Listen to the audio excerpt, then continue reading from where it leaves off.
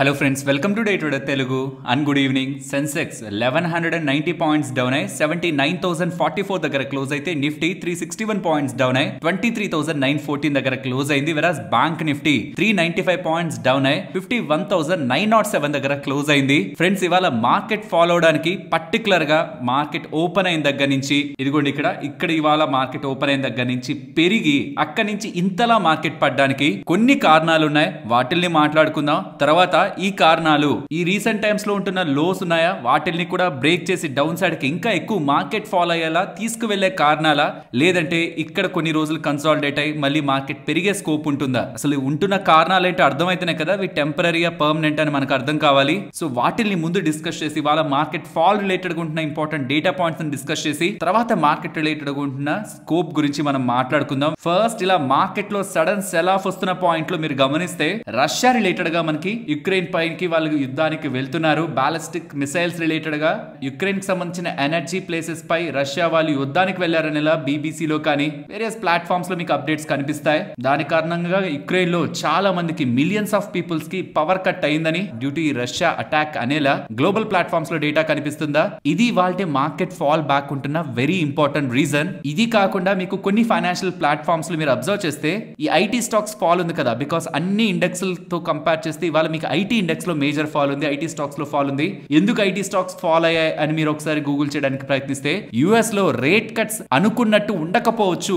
ఈ rate cuts ఏవైతే market December లో ఉంటాయి, నెక్స్ట్ కమింగ్ టైమ్స్ లో ఉంటాయి ఎక్స్పెక్టేషన్ లో ఉందో దానికి అనుకున్నట్టు ఉండకపోవచ్చు అనకే ఫియర్ తోనే ఇవాళ ఐటీ స్టాక్స్ ఫాల్ అయ్యేలా మీకు స్టేట్మెంట్స్ కనిపిస్తాయి. కానీ ఫ్రెండ్స్, మీరు గమనించండి, ఈ ఐటీ స్టాక్స్ రేట్ కట్ కారణంగా పడుతున్నాయి అని మీరు మొత్తం ఆర్టికల్స్ కూడా ఎప్పుడు పబ్లిష్ అయ్యాయి? ఇప్పుడు నేను వీడియో అప్లోడ్ చేసిన పాయింట్ కి 6 లేదా 8 గంటల క్రితం, అంటే మన మార్కెట్స్ ఓపెన్ అయ్యి ఐటీ స్టాక్స్ పడిన తర్వాత ఈ ఆర్టికల్స్ పబ్లిష్ అయ్యాయి. అంటే ఐటీ స్టాక్స్ పడక ముందు rate cut uncertainty, IT stocks కి నెగిటివ్ ఇది మనకి లేదు మార్కెట్ లో. But on off sudden IT stocks fall అయితే దానికి రీజన్ ఇదే ఉండొచ్చు. యుఎస్ లో రేట్ కట్ సరిగ్గా జరగకపోతే ఐటీ స్టాక్స్ కి నెగిటివ్ ఇంపాక్ట్. కాబట్టి స్టాక్స్ పడేసరికి బ్యాక్వర్డ్ గా థింక్ చేసి రేట్ కట్స్ కి లింక్ పెడుతూ మనకు ఆర్టికల్స్ కనిపిస్తున్నాయి. కాబట్టి వీటిల్ని సీరియస్ గా తీసుకోవాలా, అంటే రేట్ కట్ నిజంగానే అన్సర్టన్ గా ఉంటుందా? దీనికి మనం కొన్ని డేటా పాయింట్స్ ని ట్రాక్ చేయాలి. అవి ఏంటేంటి? ఇన్ఫ్లేషన్, సిపిఐ ఇన్ఫ్లేషన్ ట్రాక్ చేయాలి. PCE డేటా కూడా మనం ట్రాక్ చేయాలి. Personal consumption inflation data, normal inflation data, రెండింటిని ట్రాక్ చేయాలి. జాబ్స్ డేటా ట్రాక్ చేయాలి. మూడింటిని ట్రాక్ చేయాలి కదా. నిన్న యుఎస్ కి సంబంధించిన జీడిపి డేటా రిలీజ్ అయింది. 2.8% గ్రోత్ ఎక్స్పెక్టెడ్ కూడా అలానే ఉంది. అండ్ ఈవెన్ ఆ జీడిపి డేటాలో కన్సంప్షన్ రిలేటెడ్ గా, కన్స్యూమర్ స్పెండింగ్ రిలేటెడ్ గా ఉంటున్నది ఎక్స్పెక్టేషన్స్ కంటే అబౌవ్ ఉంది. నియర్లీ 3.5% గ్రోత్ ఉంది. All good. US economy strong గా ఉందనే డేటా పాయింట్స్ మనకు వస్తున్నాయి. సో యుఎస్ ఎకానమీ స్ట్రాంగ్ గా ఉంది. మరి మనం అనుకున్నామా అక్టోబర్ మంత్లీ PCE డేటా ఎలా ఉందో చూద్దామా? అది ఎక్స్పెక్టెడ్ కంటే పెరిగింది. సో ఇన్ఫ్లేషన్ డేటా పెరగడం మార్కెట్ కి మంచిది కాదు. కానీ మీకు గుర్తుంటే గతంలో ఫెడ్ వాల్ రిలేటెడ్ గా జరిగిన మీటింగ్ అప్పుడు ఈ PCE ఇన్ఫ్లేషన్ డేటా పెరుగుతూ ఉంటే ఫర్దర్ గా మీరు రేట్ కట్స్ ని కొనసాగిస్తారా లేదా ఆపుతారా అని అంటే ఇన్ఫ్లేషన్ ప్రెసెంట్ మీకు పెరిగినట్లు కనిపించవచ్చు, PCE ఇన్ఫ్లేషన్ కానీ CPI ఇన్ఫ్లేషన్ కానీ. సో బేస్ ఎఫెక్ట్ అంటే ఒక పాయింట్ లో డేటా కొంత వీక్ గా ఉందనుకోండి, దాంతో కంపేర్ చేస్తే ఇప్పుడు మనకి పెరుగుతున్నట్లు కనిపించవచ్చు. కానీ అది బేస్ ఎఫెక్ట్, విత్ టైం అది మళ్ళీ నార్మల్ అయిపోతుంది. దాని గురించి భయపడాల్సిన నీడ్ లేదని ఫెడ్ చైర్మన్ పవల్ గారు ఆల్రెడీ స్టేట్మెంట్స్ చేశారు. సో కాబట్టి ఈ PCE ఇన్ఫ్లేషన్ డేటా అనుకున్న దానికంటే కొంచెం మార్జినల్ గా డీవేట్ అయింది. నెగిటివ్ అనుకోవాలి కానీ మార్కెట్ కి అలా అయితే గ్లోబల్ మార్కెట్స్ రియాక్ట్ అవుతాయి. మీకు ఎక్కడైనా గ్లోబల్ మార్కెట్స్ లో ఫుల్ రెడ్ కనిపిస్తుందా? ఈ హ్యాన్సెంగ్ ని, షాంఘై ని పక్కన పెట్టేసేయండి. చైనా మార్కెట్స్ అవి ఎలాగో రీసెంట్ టైమ్స్ లో ఫాలో అవుతున్నాయి. పక్కన పెడితే యూరోపియన్ మార్కెట్స్ స్ట్రాంగ్ గా ఉంటాయి అండ్ యుఎస్ మార్కెట్స్ కొంత నెగిటివ్ ఉంటాయి. బట్ దానికి PCE డేటా అనుకోకండి. అక్కడ HP వాళ్ళు, డెల్ వాళ్ళు, వాళ్ళకి సంబంధించిన growth outlooks and numbers related గా వీక్నెస్ ఉండడం మామూలుగా మనం యూస్ చేస్తుంటాం కదా. డెల్ ల్యాప్టాప్, HP ల్యాప్టాప్స్, వాటి రిలేటెడ్ గా వీక్నెస్ తో అక్కడ టెక్ రిలేటెడ్ గా స్టాక్స్ లో కొంత సెల్లింగ్ ప్రెషర్ కనిపించింది. అండ్ ఎన్విడియా స్టాక్ కూడా చాలా పెద్ద స్టాక్ కదా, ఒక 1%, 1.5% పడినా యుఎస్ మార్కెట్స్ డౌన్ లో ఉంటాయి. అంతేకాని ఈ PCE ఇన్ఫ్లేషన్ డేటాతో అక్కడ బిగ్ వేలో కరెక్షన్ కూడా రాలేదు. అండ్ ఇవాళ యుఎస్ మార్కెట్స్ క్లోజ్ అనమాట. థ్యాంక్స్ గివింగ్ లో భాగంగా ఇవాళ క్లోజ్. ప్రాబ్లమ్ ఆ రీజన్ కూడా అక్కడ little profit booking and Dow Jones ఏకంగా పాజిటివ్ లో కూడా ఉంది. కాబట్టి ఫ్యూచర్స్ పరంగా మనకి అంత కన్సర్న్ తీసుకోవాల్సిన నీడ్ లేదు US markets PCE inflation data అని. బట్ స్టిల్ ఐటీ స్టాక్స్ పడ్డాయంటే దానికి కారణం యుఎస్ లో ఉంటున్న రేట్ అన్సర్టనిటీస్ ఉండడానికి ఛాన్సెస్ ఉన్నాయి. Not only because of this inflation data and jobs data, Trump గారు తీసుకుంటున్న చర్యల కారణంగా ఇన్ఫ్లేషన్ ఏమైనా పెరిగిపోతుందని ఒక భయాలు కూడా, ఫెడ్ వాళ్ళు వడ్డీ రేట్లు కట్ చేయాలా లేదా ఆల్రెడీ ఉంటున్న మైండ్ సెట్ ని చేంజ్ చేసే విధంగా కూడా ఒపీనియన్ మారచ్చు అని రీసెంట్ టైమ్స్ లో వీడియోస్ లో కూడా మనం డిస్కస్ చేసుకున్నాం. సో చూస్తుంటే గ్లోబల్ గా ఏం జరుగుతున్నా, అది ఇజ్రాయెల్ హమాస్ వాళ్ళ రిలేటెడ్ గా, హెజ్బొల్లా రిలేటెడ్ గా జరుగుతున్నా, అది రష్యా యుక్రెయిన్ రిలేటెడ్ గా జరుగుతున్నా, డైరెక్ట్ గా వాళ్ళ రిలేటెడ్ గా stock markets or global stock markets కంటే ఇండియన్ స్టాక్ మార్కెట్ మీద దాడి చేసినట్లు కనిపిస్తుంది. ఈవెన్ ట్విట్టర్ లో కూడా చాలా మంది రష్యా వాళ్ళు దాడి చేసింది యుక్రెయిన్ మీద కాదు, ఇండియన్ స్టాక్ మార్కెట్ మీద, ఏంటి ఆ ఫాల్, సడన్ ఫాల్ అనేలా వాళ్ళ అభిప్రాయాలను కూడా చెప్తున్నారు. బట్ గుర్తుంచుకోండి, ఇలా మార్కెట్ లో సడన్ గా ఒక్కొక్కసారి ఇలాంటి గ్లోబల్ సినారియోస్ తో మార్కెట్ లో ఫాల్ వచ్చినా లేటర్ ద టైం మార్కెట్ లో స్టెబిలిటీ అండ్ ఫాలో అప్ సైడే మనకు కనిపిస్తుంది. ఈవెన్ నిన్నటి వీడియోలో కూడా ఈ సేమ్ పాయింట్స్ మనం మాట్లాడుకున్నాం. యుఎస్ రిలేటెడ్ గా రేట్ కట్ ఎలా ఉండొచ్చు అని, అండ్ ఈ రష్యా రిలేటెడ్ గా కూడా ఇవే మేజర్ గా మార్కెట్ ని కమింగ్ టైమ్స్ లో నెగిటివ్ గా ఇంపాక్ట్ చేసేందుకు పాసిబిలిటీ ఉంటుందని. బట్ క్వశ్చన్ అంతా ఈ రోజు పడింది సరే, నెక్స్ట్ కమింగ్ డేస్ లో మార్కెట్ రిలేటెడ్ గా ఫాల్ ని సీరియస్ గా ఎలా చూడాలి మనం అని. సరే ఇవాళ మార్కెట్ పడింది కదా, నిజంగా మార్కెట్ లో అంత అన్సర్టనిటీ, అంత పానిక్ ఉంటే స్మాల్ క్యాప్ ఇండెక్స్ పాజిటివ్ లో క్లోజ్ అయింది, మిడ్ క్యాప్ ఇండెక్స్ కూడా పాజిటివ్ లో క్లోజ్ అయింది. సో ఇవాళ Nifty, Sensex and even bank Nifty red లో ఉన్నాయంటే మేజర్ గా లార్జ్ క్యాప్స్ లోనే సెల్లింగ్ ఉంది. ఆన్ దిస్ నోట్ మనం ఇక్కడ రెండు అబ్జర్వేషన్స్ చేయాలి. ఒకటి, ఎఫ్ఐఎస్ ఒక బయింగ్ ఇంటెన్సిటీ ఎలా ఉంది, ఆర్ సెల్లింగ్ ఇంటెన్సిటీ అన్న రీసెంట్ టైమ్స్ లా మళ్ళీ బ్యాక్ అయిందని. ఒకవేళ ఇది మనం రూల్ అవుట్ చేసాం అనుకోండి, అంటే ఎఫ్ఐఎస్ నుంచి పెద్ద సెల్లింగ్ లేదు మనకి, సో ఇది మన ఫ్యాక్టర్ లో లేదు, ఇవాళ ఫాల్ లో వీళ్ళ ఫ్యాక్టర్ లేదని మనం పక్కకు పెట్టేస్తే, దెన్ ప్యూర్లీ నిఫ్టీ రిలేటెడ్ గా రీసెంట్ గా ఫామ్ అయిన మల్టిపుల్ టైమ్స్ రీసెంట్ టైమ్స్ లో from November 11th, November 22nd and even ఈ రీసెంట్ మండే నుంచి చూస్తే మండే, ట్యూస్డే, వెనస్డే అండ్ ఇవాళ థర్స్డే, ఇలా ప్రతి ఒక్క రోజు మీరు కౌంట్ చేసుకుంటూ వస్తే మార్కెట్ రిలేటెడ్ గా హై ఫామ్ చేసింది 24,340, 350 దగ్గరే, అక్కడే హై. అక్కడి నుంచి మార్కెట్ రిజెక్ట్ అవుతూ వచ్చింది. ప్రాబబ్లీ ఆ రిజెక్షన్ ఇవాళ మంత్లీ ఎక్స్పైరీ కదా, ఎవరు ఎక్స్పెక్ట్ చేస్తుండ్రేమో మార్కెట్ ఇంతలా డౌన్ అవుతుందని. సో అలా ఎప్పుడైతే మార్కెట్ కొంత ఫాల్ అయిందో, లాంగ్స్ అన్వైండ్ అయ్యి కూడా టెక్నికల్ గా ఇవాళ మంత్లీ ఎక్స్పైరీ ఉండి కూడా మార్కెట్ ఇవాళ ఇలా డౌన్ అయ్యిండొచ్చు. అండ్ ఎఫ్ఐఎస్ నుంచి ఇంట్రెస్ట్ కూడా ఇవాళ మార్కెట్ లో కనిపించే స్కోప్ తక్కువ కాబట్టి, యుఎస్ రిలేటెడ్ గా ఉంటున్న క్లోజింగ్ బయింగ్ ఇంట్రెస్ట్ కూడా తగ్గుండొచ్చు కాబట్టి, మేజర్ బయింగ్ తగ్గుండడం అండ్ ఇవాళ మంత్లీ ఎక్స్పైరీ అవుతూ ఈ రెసిస్టెన్స్ దగ్గర నుంచి కొంత ఫాల్ అయ్యేసరికి లాంగ్ అన్వైండింగ్ కూడా మార్కెట్ లో ఉంటున్న ఈ ఫాల్ కి, లార్జ్ క్యాప్ స్పేస్ లోనే పర్టికులర్ గా ఉంటున్న ఫాల్ కి మేజర్ రీజన్ గా చూడాలి. ఈ ఫాల్ కూడా ఇంత రెడ్ క్యాండిల్ కూడా రావడానికి ఓన్లీ టెక్నికల్ గా ఇక్కడ రెసిస్టెన్సే కారణం కాదు, ఈ రష్యా రిలేటెడ్ గా సడన్ న్యూస్ ఈవెంట్స్ కూడా ఈ టెంపరరీ అన్సర్టనిటీకి రీజన్ గా మనం చూడొచ్చు. బట్ ఇక్కడ పాజిటివ్ నోట్, సిల్వర్ లైనింగ్ ఏం చూడాలంటే, small caps, mid caps positive లో ఉన్నాయి. దీనికి తోడి వాళ్ళు ఇంకా ఎఫ్ఐడి డేటా రాలేదు, కానీ ఇక్కడ కూడా మనకి పాజిటివ్ గా అయినా కనిపించిన, పెద్దగా నెగిటివ్ గా లేకపోతున్నా దీన్ని కూడా మనం పాజిటివ్ గా చూడాలి. సరే మరి రష్యా వాళ్ళు అటాక్ చేశారంటే మరి గ్లోబల్ మార్కెట్స్ కూడా రియాక్ట్ అవ్వాలి కదా. మరి ఏమో European markets and most of the Asian markets better గానే ఉన్నాయి. చైనాని పక్కన పెట్టండి, చైనాని, హ్యాన్సెంగ్ ని, అవి different to the world. And US markets లో కూడా పెద్ద అన్సర్టనిటీ లేదు కాబట్టి రష్యా రిలేటెడ్ గా అప్డేట్ మేబీ మార్కెట్ లో టెంపరీగా ఇవాళ ఫాల్ తీసుకొచ్చిన small and mid cap and ఇప్పుడు మాట్లాడుకున్న కొన్ని పాజిటివ్ ఎలిమెంట్స్ తో మార్కెట్ లో ఇప్పుడు టెన్షన్ పడాల్సిన పరిస్థితి ఉంది ప్రెసెంట్ అనేలా నాకైతే అనిపించట్లేదు. అండ్ రీసెంట్ టైమ్స్ లో కూడా మల్టిపుల్ టైమ్స్ చెప్పాను, మార్కెట్ అట్రాక్టివ్ గా ఏం లేదు. అంటే రీసెంట్ టైమ్స్ లో బాగా పడింది కదా, మంచిగా అట్రాక్టివ్ లో ఏం లేదు, అలా అని ఎక్స్పెన్సివ్ గా కూడా లేదు. ఇక్కడ మీరు చార్ట్ మీద గమనిస్తే 15 year యావరేజ్ గా forward P, price to earning multiples లో మన నిఫ్టీని మీరు చూసారంటే అది 19.1 times దగ్గరగా ఉంటది. అండ్ ప్రెసెంట్ ఉంటున్న నిఫ్టీ పిఈ ఆల్మోస్ట్ ఆ 15 year యావరేజ్ కి 5% ఆర్ 6% డిస్కౌంట్ లో ఉంది. టూ మచ్ అట్రాక్టివ్ ఏం కాదు, బట్ అలానే ఎక్స్పెన్సివ్ కూడా కాదు. ఇలాంటి కండిషన్స్ లో ఎవరైతే ఇన్వెస్ట్మెంట్స్ చేసుకుంటారో, మార్కెట్ కొంత ఫాలో అవుతున్న ఇన్వెస్ట్మెంట్స్ చేసుకుంటారో, లాంగ్ టర్మ్ లో వాళ్ళకి మంచి రిటర్న్స్ ఉంటాయి. బికాస్ వాళ్ళు ఏం టూ మచ్ ఎక్స్పెన్సివ్ గా ఉంటున్నప్పుడు ఎంటర్ అవ్వట్లేదు కాబట్టి, ఆల్రెడీ ఎంటర్ అయిన వాళ్ళు కూడా just stay with the time. కంగారు పడిపోయి మార్కెట్ లో రాంగ్ డెసిషన్స్ అయితే తీసుకోకండి. Investors always see brighter side, because మన ఇండియన్ మార్కెట్స్ కి ఆ క్యాపబిలిటీ ఉంది. But coming to short term, after the long time మనం నిన్నటి వీడియోలో మార్కెట్ ని పాజిటివ్ గా చూడొచ్చు. బట్ అది 23,750 బ్రేక్ అవ్వనంత వరకు అనుకున్నాం. నేను దానికే స్టిక్ అవుతున్నాను. ఇవాళ ఫాల్ ఇంతలా నిఫ్టీలో వచ్చినా సరే 23,750 బ్రేక్ అవ్వకుండా మార్కెట్ ని నెగిటివ్ గా చూడాలనుకోవట్లేదు. బికాస్ రీజన్స్ చెప్పాను కదా, ఇవాళ మార్కెట్ ఫాల్ నాకు ఎందుకు అంత సీరియస్ గా లేదు అని. బట్ ఇఫ్ నేను రాంగ్ అయి మార్కెట్ 750 బ్రేక్ అయి కిందకు వచ్చింది అనుకోండి, దెన్ ఆబ్వియస్లీ షార్ట్ టర్మ్ గురించి మార్కెట్ చూస్తున్న వ్యూ కాబట్టి ప్రైస్ యాక్షన్ నే మనకి గాడ్, మేబీ ఇంకొంత టైం ఈ రష్యా యుక్రెయిన్ రిలేటెడ్ గా ఉంటున్న గొడవలు కొనసాగుతాయని మార్కెట్ లో భయాలు, ఆ లెవెల్ ని కూడా బ్రేక్ చేసి కిందకి తీసుకొచ్చుంటాయేమో. రిస్క్ మనం తీసుకోం కాబట్టి షార్ట్ టర్మ్ రిలేటెడ్ గా మనం చూస్తున్న ఇంపార్టెంట్ సపోర్ట్స్ 23,750. ఇది బ్రేక్ అయి బిలో రానంత వరకు, ఈవెన్ నిన్నటి వీడియోలో కూడా చెప్పాను, ఇక్కడ నుంచి 200-300 పాయింట్లు పడ్డా మార్కెట్ ని నేను నెగిటివ్ గా చూడాలని, దానికే ఇవాళ కూడా స్టిక్ అవుతున్నాను. 23,750 అబౌవ్ మార్కెట్ ని నేను షార్ట్ టర్మ్ లో పాజిటివ్ గానే చూస్తున్నాను. అండ్ ఇంకేమైనా మేజర్ ఈవెంట్స్ ఉన్నాయంటే, సండే OPEC ప్లస్ మీటింగ్ ఉంది. ఆల్మోస్ట్ $72.5 దగ్గరగా ఉంది కదా మనకి ఈ క్రూడ్. సో వాళ్ళ రిలేటెడ్ గా ఏదైనా ప్రొడక్షన్ కట్స్ ఉంటాయన్నా, లేకపోతే ప్రొడక్షన్ పెంచుతారన్న ఈ స్టేట్మెంట్స్ తో క్రూడ్ రిలేటెడ్ గా ఇంపాక్ట్ ఉండే ఛాన్సెస్ ఉన్నాయి. And bond deals, dollar index అయితే మనం అనుకున్నట్టే కొంతగా బిలో వస్తుంది, డౌన్ వస్తుంది. అది ఈక్విటీ మార్కెట్స్ కి positive. And south Korea related గా 25 basis points కట్ ఉంది. సో దట్ మిగిలిన కంట్రీస్ కూడా రేట్ కట్ రిలేటెడ్ గా థింక్ చేస్తాయేమో. నేను అంటున్నది మన RBI ఆర్బీఐ వాళ్ళ గురించి. బికాస్ ఆర్బీఐ వాళ్ళ మీటింగ్ December 6th ఉంది కదా, అక్కడ కానీ ఏదైనా రేట్ కట్ గురించి మాట్లాడారంటే సౌత్ కొరియాలోనూ కట్ తీసుకుంటున్నారు అండ్ యూఎస్ కూడా ఆల్రెడీ కట్స్ స్టార్ట్ చేసింది. ప్రాబబ్లీ మనం కూడా చేద్దామని ఆర్బీఐ వాళ్ళు ఏమైనా రేట్ కట్ చేసే ప్రయత్నం చేశారంటే మాత్రం అదొక బిగ్ సర్ప్రైజ్. December 6th దగ్గరలోనే ఉంది కాబట్టి ఇంకొకసారి మెన్షన్ చేస్తున్నాను. అలా పాస్ చేశారంటే ఎక్స్పెక్టెడే, అదేం పెద్ద సర్ప్రైజ్ కాదు. కానీ కట్ చేస్తే మాత్రం అది బిగ్ పాజిటివ్, పర్టికులర్లీ బ్యాంక్స్ కి. అండ్ గుర్తుంది కదా, December 18th US fed meeting related గా అవుట్కమ్ ఉంటది. December 6th RBI, December 18th US fed. I hope మీకు గ్లోబల్ గాను మన ఇండియా పరంగా జరుగుతున్న ఎంటైర్ డేటా పాయింట్స్ ని క్లియర్ గా ఎక్స్ప్లెయిన్ చేశానని. ఫ్రెండ్స్, ఇన్ని డేటా పాయింట్స్ ని మీ ముందు ఇలా సింప్లిఫై చేసి తీసుకురావడానికి మేము పెట్టిన ఎఫర్ట్స్ మీకు వాల్యుబుల్ గా అనిపించుంటే తప్పకుండా మన వీడియోని లైక్ చేసి పెడుతున్న ఎఫర్ట్స్ ని ఎంకరేజ్ చేయండి.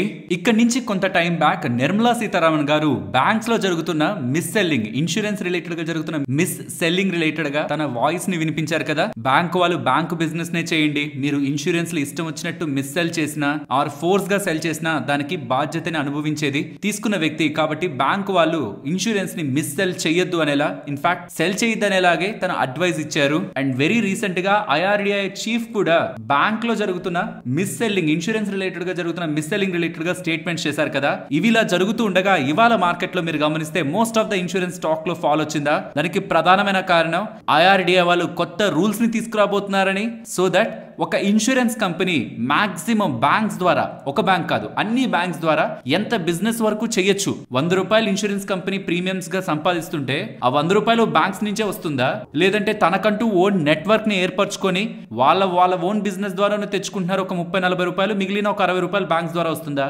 దీన్ని ఒకసారి క్యాల్కులేట్ చేసుకుని అన్ని ఇన్సూరెన్స్లకు ఎలా ఉన్నాయో చూసుకొని ఒక క్యాప్ ని పెట్టేద్దాం. బ్యాంక్స్ ద్వారా మీరు ఇంత బిజినెస్ కి మించి తీసుకురాకండి అని పెట్టేద్దాం అని ఒక రూల్ ని.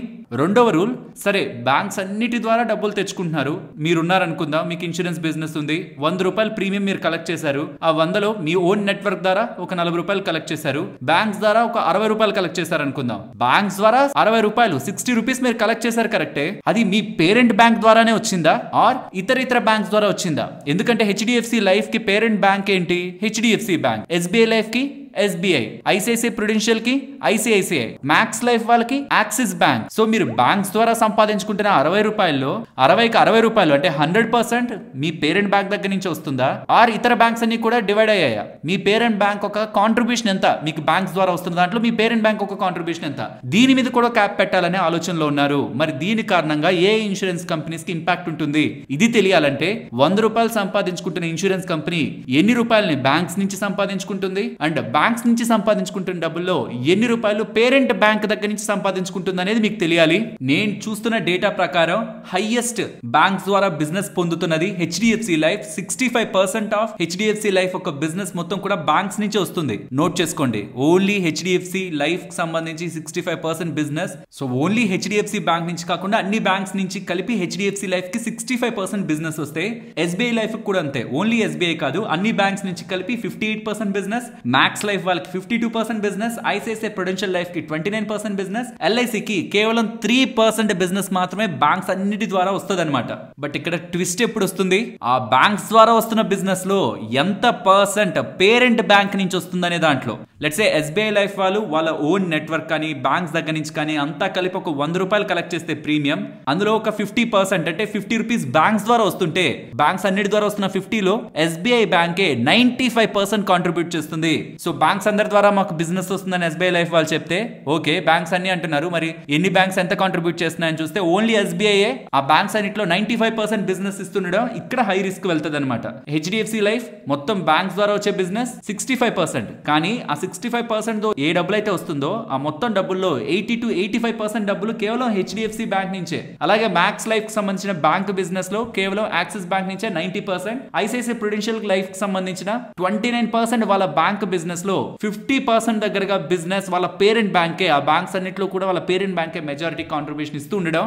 ఈ ఇన్సూరెన్స్ కంపెనీస్ కి ఒకవేళ ఏదైనా లిమిట్స్ పెడితే మీరు బ్యాంకుల ద్వారా ఇంతే తెచ్చుకోండి, ఆ బ్యాంకుల ద్వారా కూడా మీ పేరెంట్ బ్యాంక్ నుంచి వస్తున్న డబ్బులు ఇంతే రావాలి అని లిమిట్స్ పెడితే ఇవి ఇంపాక్ట్ అయ్యే ఛాన్సెస్ ఉంటాయి. కాబట్టి ఏవేవైతే వాళ్ళ పేరెంట్ బ్యాంక్స్ మీద ఎక్కువ డిపెండ్ అయ్యాయో ఆ స్టాక్స్ ఇవాళ పెద్ద మొత్తంలో ఫాల్ అయ్యాయి. ఐ హోప్ మీకు ఇష్యూ రిలేటెడ్ గా ఫుల్ క్లారిటీ వచ్చిందని.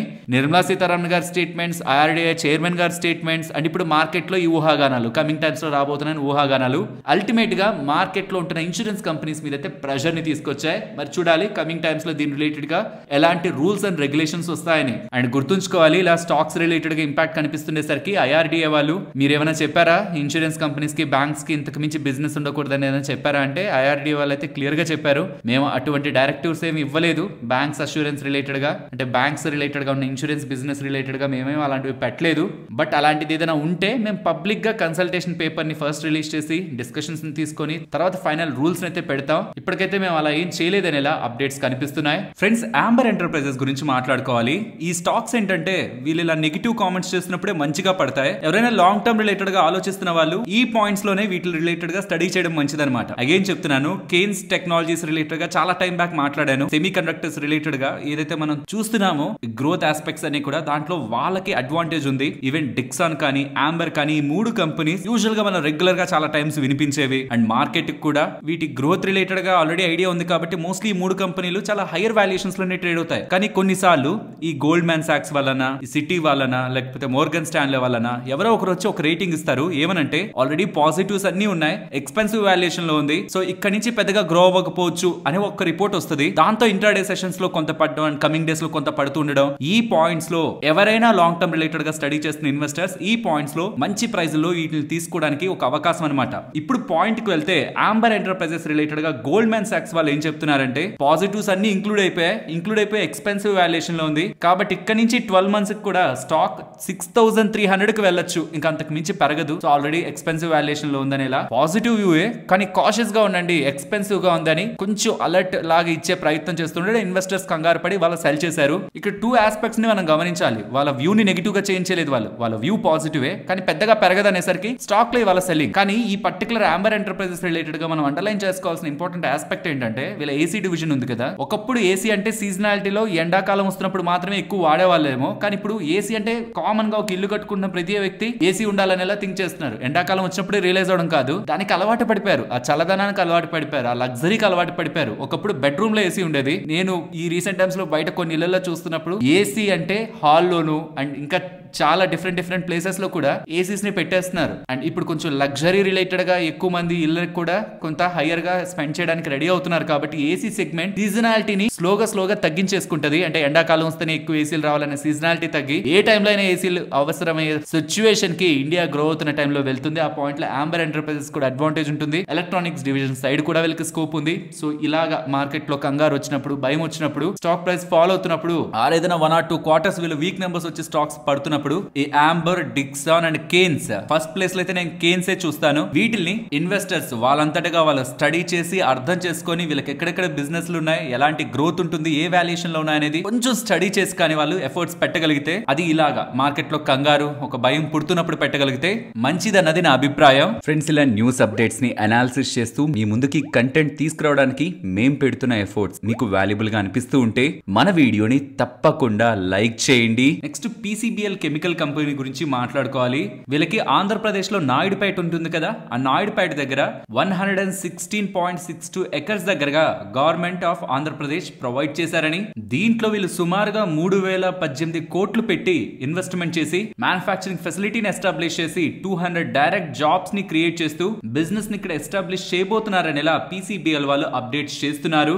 దేని రిలేటెడ్ గా మ్యానుఫ్యాక్చరింగ్ ప్లాంట్ వీళ్ళు పెడతారు, new rubber, black and value added chemicals related గా ఈ మ్యానుఫ్యాక్చరింగ్ ఫెసిలిటీలో తయారవుతాయి. నాయుడుపేట సెజ్ లో వీళ్ళు ఆల్మోస్ట్ 3718 crore ఇన్వెస్ట్మెంట్ చేయబోతున్నారని ఇలా PCBL దగ్గర నుంచి అప్డేట్స్ కనిపిస్తున్నాయి. నెక్స్ట్ వారియర్ రెన్యూబుల్స్ గురించి మాట్లాడుకోవాలి. వీళ్ళకి ఒక డీసెంట్ ఆర్డర్ అయితే లభించింది. ఆల్మోస్ట్ 1233 crores విలువ చేసే ఆర్డర్. దేని రిలేటెడ్ గా వచ్చింది ఈ ఆర్డర్ వీళ్ళకి? Ground mount solar PV project related గా ఆల్మోస్ట్ 2 GW కి సంబంధించిన సోలార్ ప్రాజెక్ట్ రిలేటెడ్ గా వీళ్ళకి ఆర్డర్ లభిస్తున్నట్టు, PV ప్రాజెక్ట్ రిలేటెడ్ గా వీళ్ళకి ఆర్డర్ లభిస్తున్నట్టు. ఎంత పెద్ద ఆర్డర్ వీళ్ళకి ఇది! ఆల్మోస్ట్ వీళ్ళ యాన్యువల్ కెపాసిటీ ఎడిషన్స్ లో నియర్లీ 10% ఆఫ్ ద బిజినెస్ ఈ ఒక్క ఆర్డర్ నుంచి వీళ్ళకి లభించింది. సో ఒక హ్యూజ్ ఆర్డర్ వీళ్ళు గెలుచుకున్నారని ఇలా వీళ్ళు అప్డేట్స్ చేస్తూ ఉండడం.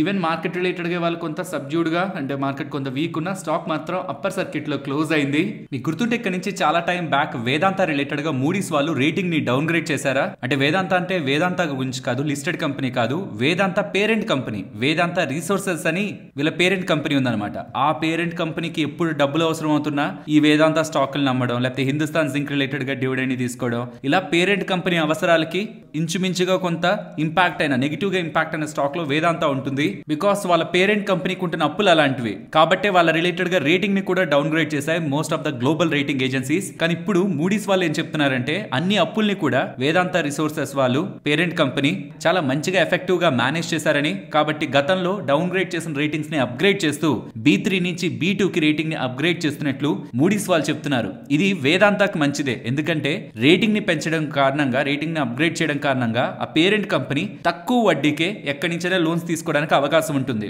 స్టాక్స్ ని అమ్మాల్సిన నీడే లేదు. పేరెంట్ కంపెనీ అండర్ లో ఉంటున్న వేదాంత స్టాక్స్ ని అమ్మాల్సిన నీడే లేదు. మంచి మంచి రేటింగ్స్ ఉంటే వాళ్ళు బయట డెట్ ద్వారానే వాళ్ళని పెద్ద పెద్ద ఇన్వెస్టర్స్ నమ్ముతారు, మంచిగా ఫండ్స్ రేస్ చేసుకోవడం అవకాశం ఉంటుంది. అండ్ రీసెంట్ గా వాళ్ళు ఫండ్ రైజింగ్ కూడా ప్లాన్ చేస్తున్నారు. కాబట్టి వీళ్ళ పేరెంట్ కి రేటింగ్ అప్గ్రేడ్ రావడం వేదాంత కూడా ఇండైరెక్ట్ గా మంచిదే. అండ్ పేటిఎం రిలేటెడ్ గా యూబీఎస్ వాళ్ళు న్యూట్రల్ రేటింగ్ పెడుతూ టార్గెట్ 1000 అని చెప్తున్నారు. వీళ్ళు చెప్తున్న మాట ఒకటే సింపుల్, పేటిఎం స్టాక్ ని ఎవరైనా ఇన్వెస్ట్ చేసినా చేయాలనుకుంటున్నా ఈ లాజిక్ ని అర్థం చేసుకోండి. వాళ్ళు చెప్తున్నది ఒకటే, నెగిటివ్స్ అయిపోయాయి, రెగ్యులేటర్స్ దగ్గర నుంచి ఎన్ని ముటిక్కాయలు పడాలో అవన్నీ పడిపోయాయి పేటిఎం రిలేటెడ్ గా, అది స్టాక్ ప్రైస్ లో రిఫ్లెక్ట్ అయిపోయింది. సో నెగిటివ్ రిఫ్లెక్ట్ అయిపోయింది. నిన్న ఓలా ఎలక్ట్రిక్ రిలేటెడ్ ఇంకా పాజిటివ్ ఇంకా మిగిలింది అని అనుకుంటారేమో, కానీ కాదు, ఇక్కడ పాజిటివ్ కూడా రిఫ్లెక్ట్ అయింది. ఈ రీసెంట్ టైమ్స్ లో వీళ్ళు కొంత గ్రో అవుతున్నారు, వీళ్ళు రికవర్ అవుతున్నారు అనేది అంతా కూడా పేటిఎం స్టాక్ ప్రైస్ లో ఆల్రెడీ రిఫ్లెక్ట్ అయ్యింది అని వీళ్ళే అంటున్నారు. బికాస్ 14th Feb 2024 ఆ లోస్ నుంచి చూస్తే ఇప్పటికీ పేటిఎం స్టాక్ ఆ పాయింట్ ఆఫ్ టైం నుంచి 173% పెరిగినట్టు. స్టిల్ ఐపీఓ ప్రైస్ కంటే చాలా తక్కువలోనే, ఆల్మోస్ట్ 50% ప్రైస్ లోనే స్టాక్ ప్రైస్ కనిపిస్తున్నా రీసెంట్ లోస్ కి అయితే దగ్గరగా లేదు కదా. రీసెంట్ గా అంతకు ముందు వెళ్ళిన లో దగ్గర నుంచి నియర్లీ 200% పెరిగింది. కాబట్టి పాజిటివ్స్ కూడా ఎంతో కొంత ఇంక్లూడ్ అయ్యాయి, నెగిటివ్స్ కూడా ఎంతో కొంత ఇంక్లూడ్ అయ్యాయి. బట్ పేటిఎం వాళ్ళు ఉంటున్న స్పేస్ లో ఇక నెగిటివ్స్ పాజిటివ్స్ పక్కన పెట్టేసి బిజినెస్ గ్రోత్ మీదే వీళ్ళు ఫోకస్ చేస్తే వీళ్ళకి గ్రోత్ ఆపర్చునిటీస్ కమింగ్ టైమ్స్ లో ఉంటాయని అయితే వీళ్ళు భావిస్తున్నారు. సో ఫైనల్ గా నేను ఈ రిపోర్ట్ ద్వారా మీకు చెప్పాలనుకుంటుంది, నెగిటివ్స్ స్టాక్ ప్రైస్ లో ఉన్నాయి, అవి ఎండెడ్, ఎప్పుడు ఎండెడ్. అండ్ పాజిటివ్స్ కూడా రీసెంట్ టైమ్స్ లో వీళ్ళు రికవరీ చూపిస్తుండడం కూడా ఉంది స్టాక్ ప్రైస్ లో, అది కూడా ఎండెడ్. బట్ ఇక్కడ నుంచి monthly transacting users, active monthly transacting users Paytm related గా ఎలా పెరుగుతున్నారు, వీళ్ళ మార్కెట్ షేర్ ఎలా ఎవాల్వ్ అవుతుంది, యూపీఐ రిలేటెడ్ గా కొత్తగా వీళ్ళు న్యూ ఫీచర్స్ ని లాంచ్ చేస్తున్నారు, అది ఎలా మార్కెట్ షేర్ ని గెయిన్ అవుతుంది, ఇవి ట్రాక్ చేసుకొని ఇవి ఇక్కడ నుంచి ఇంప్రూవ్ అవుతూ ఉంటే స్టాక్ ప్రైస్ గ్రో అవుతుంది. గతంలో ఉంటున్న నెగిటివ్స్ వదిలేయండి, అలా అని ఇప్పుడు ఏదో అండర్ వాల్యూడ్ లో ఉందా అది కూడా కాదు, అది కూడా పక్కన పెట్టాలి. ఈ లాజిక్స్ తోనే ఈ కంపెనీలో ఇన్వాల్వ్ అవ్వాలి, ఈ కంపెనీలోకి ఎంటర్ అవ్వాలి ఇన్వెస్టర్స్ అనేలా యూపీఎస్ వాళ్ళైతే నోట్ ని రిలీజ్ చేశారు. నెక్స్ట్ నాట్కో ఫార్మా గురించి మాట్లాడుకోవాలి. నాట్కో ఫార్మా వాళ్ళు వాళ్ళకి సంబంధించిన స్థలం, తెలంగాణలో ఉంటున్న స్థలం 116 crores 116 కోట్లకి సెల్ చేశారని అప్డేట్స్ అయితే చేస్తున్నారు. ఆల్మోస్ట్ ఒక 14.5 acres దగ్గరగా ల్యాండ్ ని సెల్ చేస్తున్నట్టు. బికాస్ ఇదేం వీళ్ళ కోర్ బిజినెస్ కాదు కాబట్టి ఉంటున్న ల్యాండ్ ని సెల్ చేసి ఇది బిజినెస్ లో పెట్టాలనుకుంటున్నారు. ఇంతకీ ఈ ల్యాండ్ ని సెల్ చేస్తుంది ఏదైనా ప్రమోటర్స్ కంటే కాదంటున్నారు. ఇది ప్రమోటర్స్ సంబంధించిన వాళ్ళకి కాదంటున్నారు. వాళ్ళు ఎవరు పార్టిసిపేట్ చేయట్లేదు. బట్ ఎవరికి అమ్ముతున్నారు పేరైతే చెప్పలేదు, కానీ ప్రమోటర్స్ అయితే లేదని క్లారిఫై చేస్తూ ఇలా ల్యాండ్ సేల్ రిలేటెడ్ గా అప్డేట్ ని ఎక్స్చేంజెస్ కి చెప్తున్నారు. నెక్స్ట్ ఎన్బిసిసి అండ్ హుడ్కో వీళ్ళిద్దరికి కాంబినేషన్ లో ఒక డీల్ అయితే, ఒక ఎంఓఏ అయితే జరిగింది. ఈ ఎంఓఏలో భాగంగా నోయిడాలో ప్రైమ్ ఏరియాలో నియర్లీ 10 acres దగ్గరగా ఒక ఇన్స్టిట్యూషనల్ ప్లాట్ వీళ్ళిద్దరు కాంబినేషన్ లో డెవలప్ అవ్వబోతున్నట్లు, టోటలీ డెవలప్మెంట్ కి 600 crores దగ్గరగా వీళ్ళు ఇన్వెస్ట్మెంట్ చేయబోతున్నారనేలా ఎన్బిసిసి అండ్ హుడ్కో దగ్గర నుంచి ఎక్స్చేంజెస్ కి అప్డేట్స్ అయితే వెళ్తున్నాయి. నెక్స్ట్ సొనాటా సాఫ్ట్వేర్ గురించి మాట్లాడుకోవాలి. వీళ్ళు ఒక మల్టీ మిలియన్ మోడర్నైజేషన్ డీల్ ని ఆస్ట్రేలియాలో ఉంటున్న ఒక కంపెనీ దగ్గర నుంచి గెలుచుకున్నారని, ఇక్కడ కూడా అంత నేమ్ చెప్పట్లేదు, బట్ ఆస్ట్రేలియాకి సంబంధించిన ఒక టాప్ కంపెనీ అని చెప్తున్నారు. అండ్ ఆ కంపెనీ కూడా చాలా దేశాల్లో బిజినెస్ చేస్తుంది. అలా చాలా దేశాల్లో ఆల్మోస్ట్ 13 కంట్రీస్ లో వాళ్ళకు ఉంటున్న బిజినెస్ ని ట్రాన్స్ఫార్మ్ చేయడానికి, మోడర్నైజేషన్ చేయడానికి వీళ్ళు హెల్ప్ చేస్తారని సొనాటా సాఫ్ట్వేర్ వాళ్ళ ఎక్స్చేంజెస్ కి అయితే అప్డేట్ చేయడం జరిగింది. నెక్స్ట్ ఏంజల్ వన్ గురించి మాట్లాడుకోవాలి. ఏంజల్ వన్ వాళ్ళకి రీసెంట్ గా మ్యూచువల్ ఫండ్ బిజినెస్ రిలేటెడ్ గానే ఎంట్రీ దొరికింది. అండ్ ఇప్పుడు పోర్ట్ఫోలియో మేనేజ్మెంట్ సర్వీసెస్ రిలేటెడ్ గా కూడా వీళ్ళకి సెబీ ఒక అప్రూవల్ దొరికిందనేలా ఏంజల్ వన్ వాళ్ళ ఎక్స్చేంజెస్ కి చెప్తున్నారు. More and more companies ANC space లోకి, పోర్ట్ఫోలియో మేనేజ్మెంట్ స్పేస్ లోకి అయితే ఎంటర్ అవుతున్నాయి. బిగ్ ప్లేయర్స్ అంతా కూడా వస్తున్నారు. మరి చూడాలి కాంపిటీషన్ ఎలా ఉంటుందని. దీనికి బిఫోర్ జిరోదా వాళ్ళు కూడా ఎంటర్ అయ్యారు. ఇప్పుడు angel one probably coming times లో more and more brokers and big players, deep pocket ఉంటున్న బిగ్ ప్లేయర్స్ అందరూ కూడా ఈ స్పేస్ లోకి ఎంటర్ అవుతారు. అండ్ ఫేమస్ ఇన్వెస్టర్ మధుకేలా గారు ఉన్నారా, తను కూడా అదానిని సపోర్ట్ చేస్తూ కొన్ని ఇంట్రెస్టింగ్ కామెంట్స్ అయితే చేశారు. అదాని స్టాక్స్ లో ఆల్రెడీ ఇన్వెస్టెడ్ ఉన్నారని, అండ్ రీసెంట్ టైమ్స్ లో ఎప్పుడెప్పుడైతే వీళ్ళ గురించి నెగిటివ్ గా వచ్చే స్టాక్ ప్రైస్ ఫాలో అయ్యాయో నేను అప్పుడు కొన్నారని, ఎస్సీసీ న్యూస్ ద్వారా కంగారు పడి ఇక్కడ పానిక్ అవ్వాల్సిన రీజన్ లేదని, గ్రూప్ కమింగ్ టైమ్స్ లో స్ట్రాంగ్ గా ఎవాల్వ్ అయి మచ్ స్ట్రాంగర్ గా బిజినెస్ లో గ్రో అవుతుందనేలా మధుకేలా గారి స్టేట్మెంట్స్ కనిపిస్తున్నాయి. యూజువల్ గా తను ఎంటర్ అయ్యారంటేనే చాలా చిన్న చిన్న కంపెనీస్ ఎక్కువ రియాక్ట్ అవుతుంటాయి పాజిటివ్ గా. ప్రాబబుల్లీ తను ఇలా పాజిటివ్ స్టేట్మెంట్స్ చేస్తూ ఉండడం ఇవాళ అదాని గ్రూప్ గ్రూప్ స్టెబిలిటీగా స్టాక్ మార్కెట్ లో ఇవాళ అయితే ఎక్కువ ఇంపాక్ట్ అవ్వలేదు, స్ట్రాంగ్ గా ఉంది. జీక్యూజీ పార్ట్నర్స్ గ్లోబల్ గా ఒక స్ట్రాంగ్ ఇన్వెస్ట్మెంట్ కమ్యూనిటీలో మంచి పేరుంటున్న వాళ్ళే జీక్యూజీ పార్ట్నర్స్ వాళ్ళు. వాళ్ళ సైడ్ నుంచి పాజిటివ్ అప్డేట్స్ అదాని గ్రూప్ కి అందించారు. అండ్ ఇప్పుడు మధుకేలా గారు కూడా అదాని గ్రూప్ ని సపోర్ట్ చేస్తూ స్టేట్మెంట్స్ అయితే చేస్తున్నారు. అల్టిమేట్ గా గుడ్ ఆర్ బ్యాడ్, వాళ్ళు ఇన్వెస్ట్ చేసిన దాంట్లో వాళ్ళకి లాభాలు వస్తే చాలు. ఆల్రెడీ జీక్యూజీ పార్ట్నర్స్ కి మంచి లాభాలు ఉన్నాయి. ప్రాబబుల్లీ ఈ ఫాల్ లో ఒకవేళ మధుకేలా గారు ఇన్వెస్ట్ చేస్తున్నా ఆల్రెడీ తన కొంత ప్రాఫిట్ లోనే కనిపిస్తారు. పాయింట్ అంతా వాళ్ళు ఎంతవరకు దాన్ని హోల్డ్ చేస్తారని ఎప్పుడు ఎగ్జిట్ అవుతారు, వాళ్ళ మైండ్స్ ఎప్పుడు చేంజ్ అవుతాయని. కాబట్టి జీక్యూజీ పార్ట్నర్స్ కాదు, మధుకేలా గారు కాదు, మనకుంటున్న రిస్క్ అప్టైట్ ని బట్టి, మనకుంటున్న లాజిక్స్ ని బట్టి ఏ కంపెనీలోకైనా మనం ఎంటర్ అవ్వాలి. నెక్స్ట్ BEML వీళ్ళు 3658 crores విలువ చేసే చెన్నై మెట్రో కాంట్రాక్ట్ ఆర్డర్ ని అందుకున్నారని, ఇందులో భాగంగా standard gauge metro rolling stock and depot మెషినరీని 15 years పాటు design, manufacturing, supply and testing, commissioning and maintenance related గా వీళ్ళకి ఆర్డర్ లభించినట్లు ఎక్స్చేంజెస్ కి BEML వాళ్ళు అప్డేట్ చేస్తున్నారు. నెక్స్ట్ తిలక్ నగర్ ఇండస్ట్రీస్ గురించి మాట్లాడుకోవాలి. ఇది ఒక ఆల్కహాల్ రిలేటెడ్ కంపెనీ. వీళ్ళు అందులో ఆల్కహాల్ రిలేటెడ్ గా బ్రాందీ సెగ్మెంట్ లో ఒక కొత్త ఎడిషన్ ని, లగ్జరీ ఎడిషన్ ని లాంచ్ చేస్తున్నారని. యూజువల్ గా మనం ఈ పేర్లు పెద్ద పెద్ద షోస్ కి వింటుంటారు కదా, మ్యాన్షన్ హౌస్ అని వీటికి వింటూ ఉంటారు కదా, వాళ్ళ సైడ్ నుంచి అనమాట ఇంకొక కొత్త బ్రాండ్, లగ్జరీ బ్రాండ్ మార్కెట్ లోకి లాంచ్ చేస్తున్నట్లు. ప్రైస్ ఆల్మోస్ట్ 6750 రూపీస్ ఉంటుందనేలా వీళ్ళు అప్డేట్ చేస్తూ ఒక లగ్జరీ బ్రాండ్ ని మార్కెట్ లోకి తీసుకొస్తున్నారు. అండ్ స్టాక్ ఇవాళ పాజిటివ్ లో ఎండ్ అయింది. Next Ujjivan small finance bank గురించి మాట్లాడుకోవాలి. ఉజ్జీవన్ స్మాల్ ఫైనాన్స్ బ్యాంక్ వాళ్ళు వీళ్ళు ఆల్రెడీ ఎవరికైనా అప్పులు ఇచ్చే తిరిగి రాని లోన్స్ ఉంటాయి కదా, స్ట్రెస్ అకౌంట్స్ ఉంటాయి కదా, దాన్ని అసెట్ రీకన్స్ట్రక్షన్ కంపెనీకి సేల్ చేస్తున్నట్టు. అలా 270 కోట్లకు సంబంధించి వస్తుందా రాదా అనే క్వశ్చన్ మార్క్స్ ఉంటున్న లోన్స్ ని సెల్ చేయడం ద్వారా సుమారుగా 40,55,00,000 దగ్గరగా వీళ్ళు రికవర్ చేసుకున్నారనేలా ఉజ్జీవన్ స్మాల్ ఫైనాన్స్ బ్యాంక్ వాళ్ళు ఎక్స్చేంజెస్ కి అప్డేట్ చేస్తున్నారు. నెక్స్ట్ ఇమామి రియాలిటీ గురించి మాట్లాడుకోవాలి. ఇది చాలా చిన్న company, almost 360 crore market capital ఉన్న కంపెనీ. వీళ్ళకి 19 million square feet residential project develop చేయడానికి అండ్ 3 million square feet commercial project develop చేయడానికి బిజినెస్ వచ్చిందనేలా, with the revenue potential of 15,000 crores అనేలా వీళ్ళు అప్డేట్స్ చేస్తూ ఉండడం. చిన్న కంపెనీ, పెద్ద ఆపర్చునిటీ. చూడాలి వీళ్ళు దీన్ని ఎలా ఎగ్జిక్యూట్ చేస్తారని. టోటల్ ఎస్టిమేటెడ్ ఇన్వెస్ట్మెంట్ సుమారుగా 10,000 crores దగ్గరగా అవుతుంది. ఆ ఫండ్స్ ని ఎలా రైజ్ చేస్తారు, ఈ ప్రాజెక్ట్ ని ఎలా కంప్లీట్ చేస్తారు, చాలా పెద్ద ప్రాజెక్ట్. కమింగ్ టైమ్స్ లో దీని డెవలప్మెంట్స్ ఈ కంపెనీ రిలేటెడ్ గా చూడాలి. But with this big project stock అయితే ఇవాళ స్ట్రాంగ్ గా గెయిన్ అయింది. నెక్స్ట్ IRDA గురించి మాట్లాడుకోవాలి. ఇవాళ స్టాక్ స్ట్రాంగ్ గా గెయిన్ అయింది కదా, ఒక పాయింట్ లో నియర్లీ 8% దగ్గరగా ర్యాలీ అయింది కదా. ఎందుకు పర్టికులర్ గా ఈ స్టాక్ లో ఏదైనా స్ట్రాంగ్ రీజన్ ఉందా అని ఎలా చూస్తున్నప్పుడు మనకు ఒక స్ట్రాంగ్ అప్డేట్స్ ఏమీ కనిపించట్లేదు. బట్ ICICI సెక్యూరిటీస్ వాళ్ళు బై రేటింగ్ ఇస్తూ స్టాక్ రిలేటెడ్ గా 280 target with strong positive note ఈ పర్టికులర్ స్టాక్ రిలేటెడ్ గా ఇస్తూ ఉండడం. ఈవెన్ ఇతర PSU స్టాక్స్ రిలేటెడ్ గా కూడా గుడ్ రికవరీ రీసెంట్ టైమ్స్ లో కనిపిస్తుంది కాబట్టి ప్రాబ్లీ అది కూడా యాడ్ అయి ఉండొచ్చు. దానికి మించి IRDA రిలేటెడ్ గా సీరియస్ అప్డేట్స్ అయితే మార్కెట్ లో లేవు. నెక్స్ట్ నిఫ్టీ అలాగే bank Nifty support and resistance present ఉన్న లెవెల్స్ నుంచి డౌన్ సైడ్ 23,890, ఆ బిలో 23,840. అది కూడా బ్రేక్ అయితే మాత్రం ఇది ఇంపార్టెంట్ సపోర్ట్. నేను మీకు ఇందాక చెప్పింది కూడా 23,750 అరౌండ్. నేనైతే అది ఇంట్రాడే సెషన్స్ లో అంత ఈజీ బ్రేక్ అవుతుంది అనుకోవట్లేదు, బ్రేక్ అయి క్లోజ్ అవుతుంది అని అనుకోవట్లేదు. లెట్స్ సీ ఎలా ఉంటుంది మార్కెట్ అని. ఇక్కడ నుంచి అప్ సైడ్ కి వస్తుంటే మాత్రం 23,970 అండ్ దెన్ అబౌవ్ ఇంకా వస్తుంటే 2450. అబౌవ్ మాత్రం ఈ 20 పాయింట్ రేంజ్ ని గమనించండి. గతంలో చాలా ఇంపార్టెంట్ సపోర్ట్ బ్రేక్ అయింది కాబట్టి ఇప్పుడు అది వ్యాలిడ్ రెసిస్టెన్స్ గా ఉండే ఛాన్సెస్ ఉన్నాయి. 24,162, 24,140. Ming to bank Nifty present ఉన్న సపోర్ట్ బ్రేక్ అయితే 51,530 and below 51,250 and above 52,170, above 52,570. మరొక ఇంట్రెస్టింగ్ వీడియోతో నేను మళ్ళీ మీ ముందుకు వస్తాను. అంతవరకు టేక్ కేర్. జై హింద్.